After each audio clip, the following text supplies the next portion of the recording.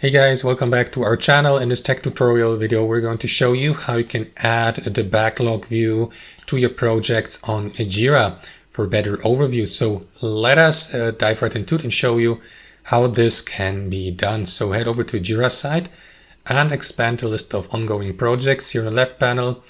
And guys, if I click into that team project here, or that one here, for instance, you will see that the backlog view has already been added to this navigation bar for that project.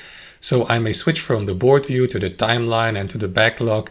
And here inside the backlog view, I will see all ongoing as well as completed tasks and work items in the past here within that project.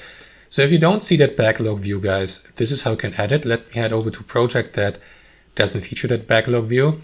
It is actually very simple. Here on the right hand side or end of that navigation bar, you'll see that plus icon.